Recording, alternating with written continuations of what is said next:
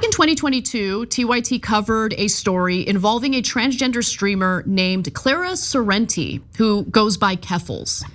Now, at the time, she had alleged that she had been violently swatted by anti-trans harassers on a platform called Kiwi Farms.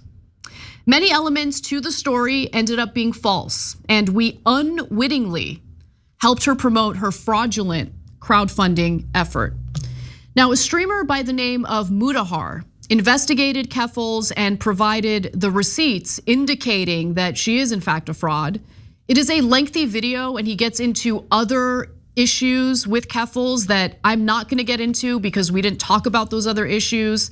But if you wanna watch that video, and I highly recommend you do, you can watch it on his YouTube channel, Some Ordinary Gamers. We will also link to it in the description box. Now let's actually get into the nitty gritty. Now, after she had been swatted, and by the way, she was swatted. That's the one thing that is true. But after she had been swatted, she launched a GoFundMe on August 9th of 2022 to raise money after the incident. And it's important to outline exactly what she claimed she was doing with the money, why she was raising the money, and how she was going to use the money. Let's watch. The video is posted alongside a GoFundMe with the stated intent of helping Clara recoup her losses, move immediately, and build a legal fund to protect her rights. It received widespread media attention, bringing in over $100,000 in donations.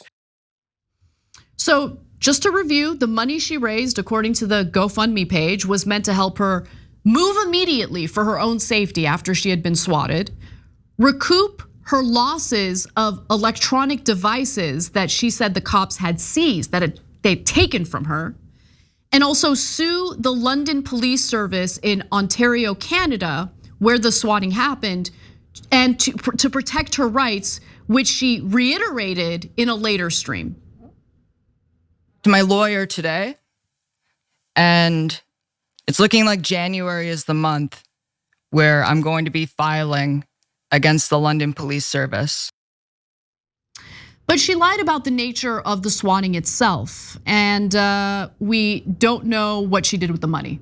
Okay, well, we have an idea of what she did with the money based on some of her own admissions, and we're gonna get into that in just a moment. And based on her own admission, she did not use the money that she crowdfunded for the intended purposes. Now, going back to the swatting, she had complained, or she had claimed, that she woke up with the Canadian police pointing a gun to her head. She said that's how the swatting incident went down. She later changed that story and said that the police were banging on her door and she had to put clothes on to answer the door as they were banging on it. Let's take a look. On August 5th, I was woken up by London Police Services pointing an assault rifle in my face at my home. When I was woken up by police officers and saw the assault rifle pointed at me, I thought I was going to die. I feel traumatized.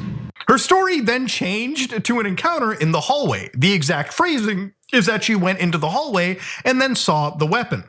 The email, Sorrenti says, had given out her real address and resulted in police with guns at her doorstep and her being arrested. When I went into the hallway and then saw that assault rifle, I screamed and I thought I was going to die. A month later, she admitted that they didn't enter her apartment until after she was in custody. They did not go into my apartment until after I was in custody.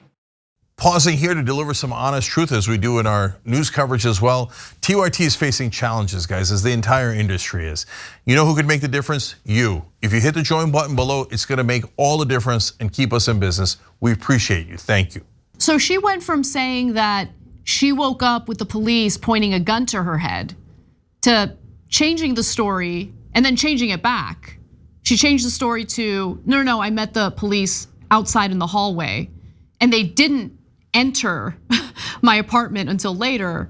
And then she went back to claiming that she was afraid for her life. I mean, and remember, Keffals had gone so far as to claim that she was a victim of police brutality and even had the audacity to compare herself to Elijah McClain, who was killed after an interaction with cops. That was the story where emergency workers then showed up and injected him with ketamine, and it was just awful, awful story. She compared herself to him, okay? She wrote on Twitter back on September 25th of 2022, every time I see another story involving an innocent black man being killed by the police, I think back to last month when I had an assault rifle pointed at me by the police and how easily that situation could have escalated if I wasn't white. I hope Elijah McClain finds justice. She also alleged that the police confiscated her computer and other electronic devices that she relied on for her livelihood, for her streaming income. But her devices were actually returned shortly after the swatting incident happened. And she discusses that in the clip you're about to watch. I started a GoFundMe to move immediately, recoup my losses, and build a legal fund to protect my rights. But there were no losses to recoup. The devices were returned after 3 days. I eventually got my stuff back in like 3 days and got an apology from the chief of police. So if you didn't need the money to pay for new devices for your streaming, what did you use the money for? We're gonna get to that in a bit. So she said that she fled Canada for the UK for her own safety, so Kiwi Farms wouldn't be able to find her, which was weird because why the hell would you broadcast to the world where you fled to if you fear for your own safety? Well, she actually changed that story as well, claiming that she actually fled the country for a different reason, which, by the way, her donors were not informed about. Her donors had donated money to her so she could pay for her moving expenses because she was afraid for her safety due to Kiwi Farms. But that actually wasn't the case. So what was the case? Let's watch. The truth is, I left the country because of my ex and because I was scared of my ex. Because my ex was abusive and abused me emotionally and yelled at me and consistently coerced me into sex. That's why I left, but I couldn't tell anyone. No one should believe anything she's saying. No one should take what she says at face value. She's a con artist, she is a liar, and I have no idea what her ex was like or how her ex treated her. I'm just saying that because you should be very suspicious of any claim coming out of this woman's mouth. She is a brazen liar, and we've got more proof of that. So now we know that that the money that she raised to move for her own safety following the swatting due to transphobes was actually used for a different purpose. She, at some point, she alleged that she succeeded in getting Kiwi Farms taken down from the internet. And while that may have been true for a very, very short period of time, that wasn't actually the case. Kiwi Farms is up and running stronger than ever, and she refused to accept that and acknowledge that. That's a smaller thing. For me, the biggest issue here is the fact that she took advantage of kind-hearted people who donated their hard-earned money to help her out. And they ended up donating money to her when she lied about a whole host of things and did not end up using the money, over $100,000, on the intended purposes. So let's talk about where the money was actually spent. So when it comes to her new place, it turns out that she did pay rent for a new place. I mean, she didn't move for the reasons that she originally stated to raise the money, which was that she was afraid of Kiwi Farms.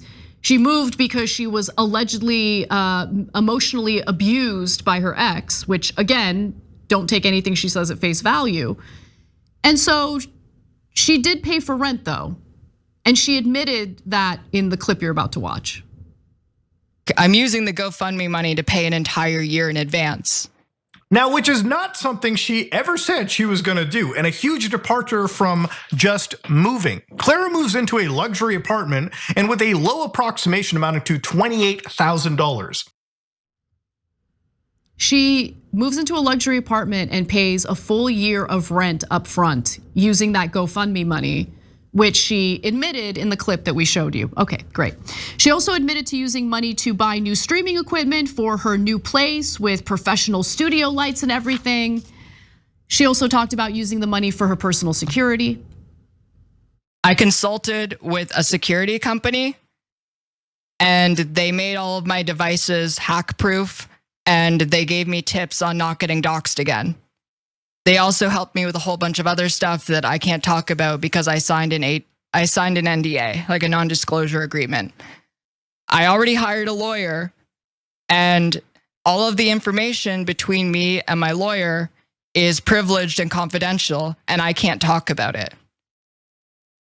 So the money towards a legal fund is being utilized, but until the point where I can actually talk about what I'm doing, I can't say anything.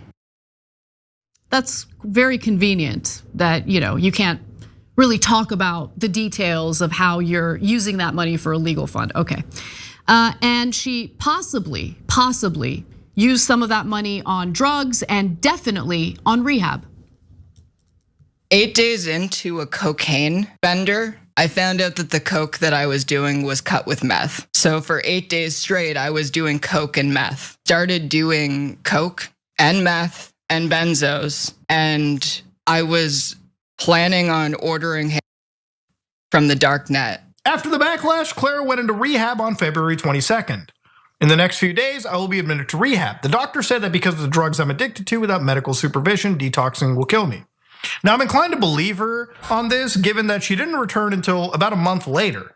Clara later admitted that she spent more money going to rehab than she ever had on actual drugs. I was in rehab for 34 days before I discharged. I went to the addiction rehabilitation Toronto facility, and it was one of the best decisions I think I've ever made. While Addiction Rehab Toronto doesn't have prices listed on their sites, aggregators like recovery.com price a 30-day stay at the facility at 20,000 Canadian dollars. And that is a fourth of the entire dollar amount. It's hard to believe that expense, on top of buying enough drugs to end up there in the first place, had no bearing on how that GoFundMe money was used.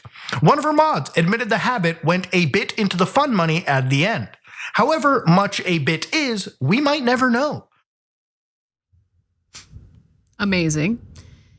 And finally, I think one of the most damning parts of this lengthy video that Mutahar put together had to do with a damning leak from a private group chat that Keffals was part of. She talks about the money that was crowdfunded, what it was used for, and how quickly it was depleted. This is what I was shown. The first is from a screenshot from a private group chat dated November 30th, 2022. Feels really bad watching the GoFundMe deplete. The rest will cover a year's rent and my psych fees if I talk to a psychologist once a week for the next 11 months. Ellen tried to comfort me by reminding me that it was an emergency fund. I kept trying to think of how it depleted so fast, and it's just so many little things. Travel and replacing furniture and helping my friends out, buying new streaming gear and clothes. If legitimate, this is an admission that the GoFundMe had greatly depleted after just 2 months. Did the donors know that Keffals was gonna spend the money on psych fees, on streaming equipment, on all these things that were not listed on her GoFundMe page? Of course they didn't know that. Did they know that the group that Keffals was actually harassed by was not Kiwi Farms, based on the research that Mutahar did, that it was a different platform that she, for whatever reason, did not want to go after because she didn't want to draw attention to them because of what they had been posting on their platform? Listen, I feel sick to my stomach knowing that I amplified a con artist on the show. Obviously, I did not know she was a con artist. I did not do that on purpose. But at the end of the day, I'm the host and I am responsible for what I say on this program. I'm sure some of our viewers unfortunately donated money to her out of the kindness of their hearts because they thought they were helping her. And so these are the kinds of stories that keep me up at night because, as I've said before on this show, I feel that I have a responsibility to the audience. And if I ever make a mistake, as I did with this story, I am going to take the time to correct it and take full responsibility for it. We have made changes in how we decide to cover certain stories now. For instance, we will not be promoting any crowdfunding unless we can vouch for the crowdfunding ourselves, unless we know the individual personally who is trying to raise money. But I would also say that for all the other mainstream media outlets who fell for this con artist, that includes The Guardian, CNN, NBC News, NPR. Can we get a correction from you guys too? Because they seem to never want to revisit the work they've done and the misreporting they've engaged in. The fact that they were conned by a con artist like Keffals.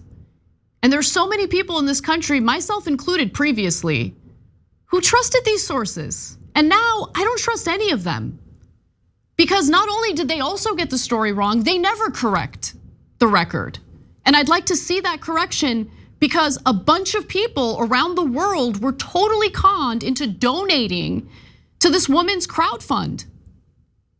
So she could spend the money on all sorts of stuff like a year worth of rent, psych fees, streaming equipment, rehab.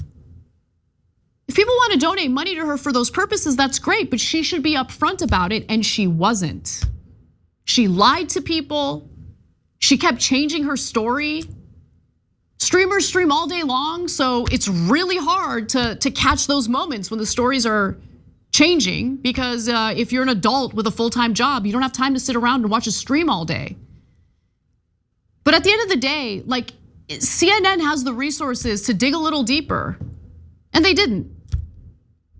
And so I'm sorry to you guys. I think everyone who donated to that crowdfund need answers from Keffals, and they should be issued a refund immediately. She immediately responded to this news and the takedown video, very deeply researched video that you guys should watch for yourselves. You know how she responded to it? She said it's transphobic because she didn't like the thumbnail art that was used to depict her. It's the same type of art that's used in other thumbnails to depict other people. The weaponizing, the transphobe thing, not gonna work here. The only bad person in this story is Keffals, who literally lied to people and stole money from them. Those people deserve answers.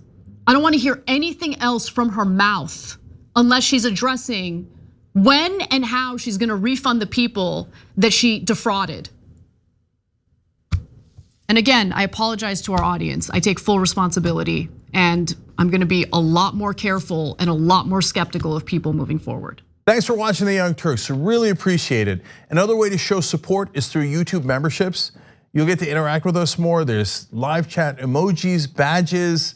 You've got emojis of me, Anna, John, JR, so those are super fun. But you also get playback of our exclusive member-only shows and specials right after they air.